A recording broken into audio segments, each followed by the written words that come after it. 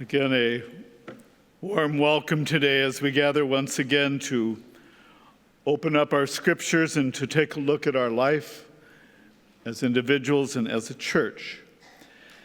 Today's gospel continues from the one that hopefully most of you heard last week. Again, as we heard the gospel last week of the feeding of the 5,000. This gospel continues, and it would appear that Jesus is almost playing hide-and-go-seek with the disciples. But they had moved on, and those that wanted to hear more about his story could not find him and finally did. And they had, as we heard today, a list of questions for him.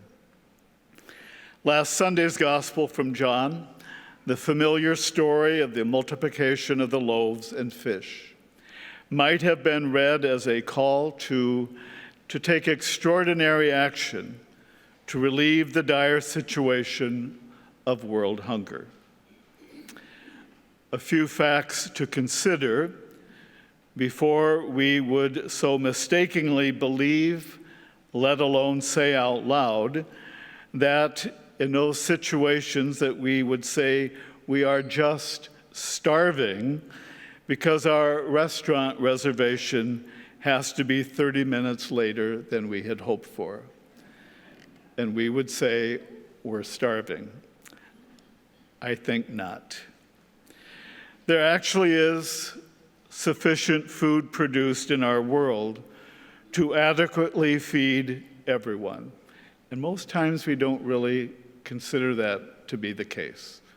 We just sort of wish there was more food. There is enough. There's enough to feed everyone. Regrettably, food is not made available as a result of challenging and remote locations and/or the ability to purchase food. It's an accessibility issue. With a world population of approximately 8 billion people, 828 million, or 11%, experience food insecurity. 40% experience acute hunger.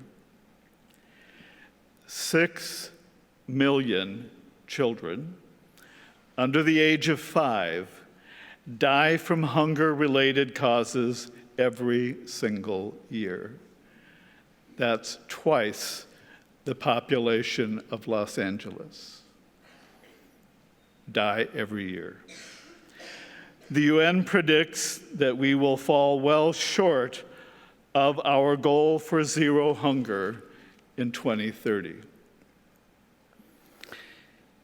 In hearing the story of the feeding of the 5,000, we were offered the example of the young child's generosity and compassion for others, and how that child's willingness to step up resulted in having enough food for everyone, plus leftovers. Let it be said that it was the child's compassionate heart and willingness to do the right thing that was, in fact, the miracle. It had nothing to do with Jesus singularly performing a magic trick to dazzle the crowd. Miracles most often are the direct result of human beings with loving and compassionate hearts. One of the writers in whom many have found inspiration is the Jewish author Elie Wiesel. He was born in 1928.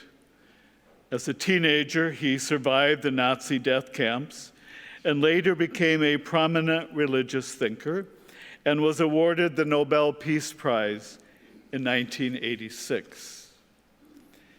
His riveting book, Night, has been read by millions. Wiesel died in the summer of 2016. In his memoirs, the author retells the story of the Nazi troops marching into his small hometown in Romania and rounding up of the Jewish citizens and them being forcibly imprisoned into ghettos.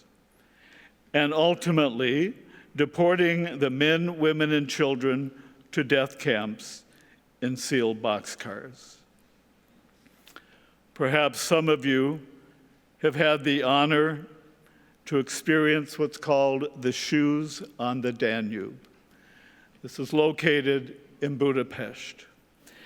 It is a monument to the Hungarian Jews that were shot and thus then thrown into the Danube. This memorial consists of 60 pairs of shoes, all in disarray, all lined up along the river, made out of cast iron. Remembering the thousands that were brought out of the ghettos as the Russian troops were coming in, the Nazis had to finish up as much as they could of destroying the Jewish community. The individuals were herded out of the ghetto as the city was about to be liberated. They asked them to take off their shoes because they could be sold or reused for the army. As the shoes went off, the individuals were mowed down, murdered, and thrown into the Danube. He writes of the feelings that he had one night in the ghetto, just before his family was deported. There were flickering hopes that the Soviet army, whose artillery could be heard only miles away, might just be able to save them.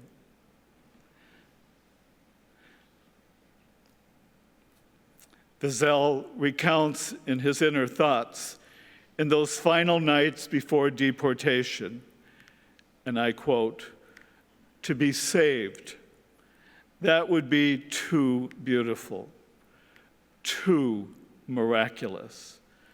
But this is not a time of miracles." But then he adds, and yet human miracles do exist, or rather, they could. Wiesel recalls Maria, a young Christian woman who had known the family. Unlike the majority of Christians in that small town, Maria was fearless in attempting to help the Wiesel family. She would appear through the barbed wire fence to bring them food and supplies.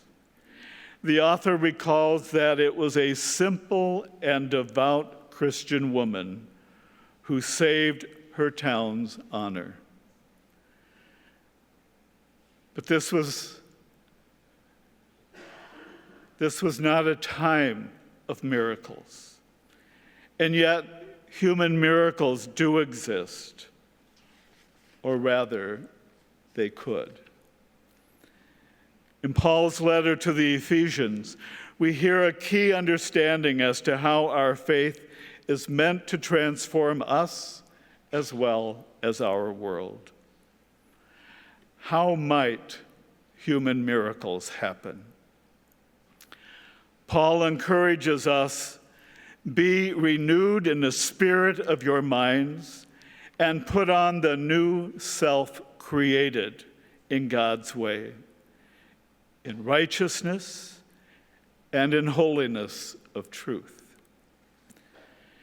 In the words of Dorothy Day, social activist, who along with Peter Marin, a French theologian and De La Salle brother, started the Catholic worker movement.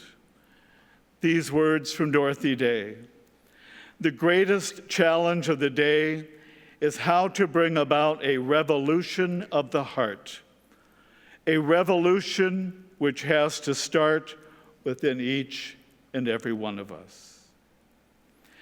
Just as Jesus is seen to be bread for the life of the world, so too we are called to be that same Christ-like presence in the world in which we live." Pope Francis reminds us that the Eucharist is not a prize for the perfect, but a powerful healing and nourishment for all of us who are very human and prone to struggle and prone to ask a lot of questions. The Eucharist is no gold star on the forehead of the good or preferable Christian among us, but is in fact a welcomed gift to strengthen all of us pilgrims who have been known to stumble in life, and God knows we all have, and still keep an eye for and a belief in eternity. In those times that we are convinced that there is never time for miracles, inevitably we are reminded that human miracles do exist, or most certainly they could. We are all gifted to know in our souls what it means and what it means again or entails in doing the right thing. We all know what that means. And we know that primarily because when we don't do the right thing, we know that right off the bat. We all have an inherent ability to know what's involved in doing the right thing. When it comes down to actually doing the right thing, which is in itself no small miracle, the unfortunate truth is that many simply do not want to be inconvenienced from what we have decided to be all important. When we're not hungry for justice, it's usually because we're too full of our own privilege. Webster defines generosity as having or showing a willingness to give or share freely, lacking a need to be petty and mean, to live and to love abundantly. It is always about making choices. We are reminded today that God continues to nourish us and calls us to be the same for others. Human miracles do exist, or rather they could if we are willing. Generosity and courage are essential components for the life of every Christian. And we are provided many opportunities in everyday life to courageously step up to the barbed wire fence of injustice and consistently choose to do the right thing in life. St. Joan of Arc, in the words and in the spirit of the late Representative John Lewis, never give up. Never give in. Never become hostile, and never forget that hate is too big a burden to bear. St. Joan of Arc, St. Joan of Arc. May we truly be a welcoming community that is a source of nourishment to all that join us at this table, however near or far away they may be. May that invitation for inclusivity always be without condition. Always without condition.